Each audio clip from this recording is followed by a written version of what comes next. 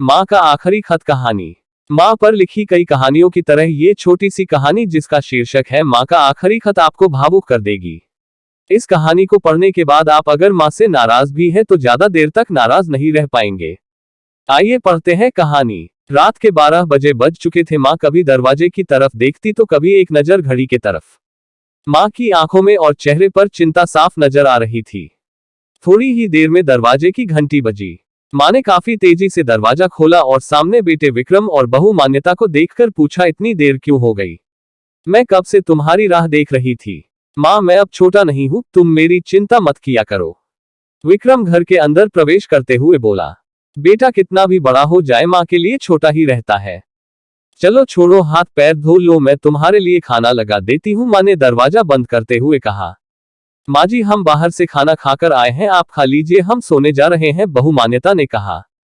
लेकिन मैंने तो तुम लोगों की पसंद की खीर बनाई है, आओ थोड़ी थोड़ी खा लो। माँ, तुझे एक बार में समझ में नहीं आता क्या? तेरी बहू ने कहा ना, हम बाहर से खाना खाकर आए हैं, क्यों परेशान करती है? जा तू खीर खा ले और सो जा और हमें भी से शांति से सोने दे। माँ अकेले कैसे खीर खा सकती थी और उससे बिना खाए नींद कैसे आ सकती थी, क्योंकि बेटे के इंतजार में उसने भी कुछ नहीं खाया था। वह किचन में गई, एक गिलास पानी पिया और अपने रूम में चली गई। सुबह 10 बजे विक्रम की आंखें खुली। बाजू में मान्यता अभी भी सो रही थी। विक्रम हॉल में आया तो लैपटॉप के पास रखी एक चिट्ठी पर उसके नजर पड़ी। ये चिट्ठी किसकी हो सकती है, ये देखने के लिए उसने चिट्ठी खोलकर पढ़ना शुरू किया। मेरे लाल, तू सोच रहा होगा कि एक ही घर में रहते हुए ये चिट्ठी क्यों? मैं तुम्हें बोलकर भी ये बात बता सकती थी। हाँ, बता सकती थी अगर तू मेरी बातें सुनना चाहता तो। किसी एक्सप्रेस गाड़ी की तरह तू आता है और कुछ ही पलों में निकल जाता है।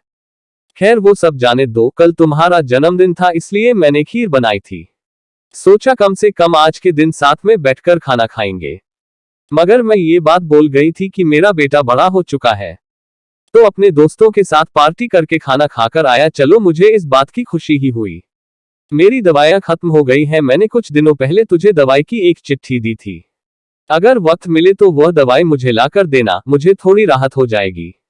विक्रम को याद आया कि 4-5 दिन पहले माँ ने एक दवाई की चिट्ठी दी थी। उसने अपने ऑफिस के बैग में जाकर उस चिट्ठी को तलाशा और उसे खोलकर देखा। उसमें लिखा था, मुझे ऐसी दवाई लाकर दो जिससे मैं अपने बेटे को भुला सकूं। विक्रम को रियलाइज हुआ कि मुझसे बहुत बड़ी गलती हो गई है। उसकी आंखें नम हो गई। वह तुरंत अपने माँ के कमरे की तरफ दौड़ा। सबसे पहले उठ जाने वाली माँ आज क्यों नहीं उठी थी, देखकर उसे आश्चर्य हुआ। उसने माँ को उठाने की काफी कोशिश की लेकिन माँ एक गहरी नींद में सो चुकी थी। विक्रम के पास फूट फूट कर रोने के अलावा और कोई चारा नहीं बचा। दोस्तों, ये कहने की जरूरत नहीं है कि माँ बाप जीवन में कितने मूल्यवान है। उनके रहते हुए ही उनकी सेवा करो, उनसे प्यार करो। वह चले जाएंगे तो कुछ नहीं कर पाओगे। आपको ये कहानी कैसी लगी नीचे कमेंट करके हमें जरूर बताइएगा। अगर आपको ये कहानी पसंद आई हो तो अपने दोस्तों के साथ जरूर शेयर करें और ऐसी ही प्यारी कहानियां सुनने के लिए हमारे YouTube चैनल से जुड़े।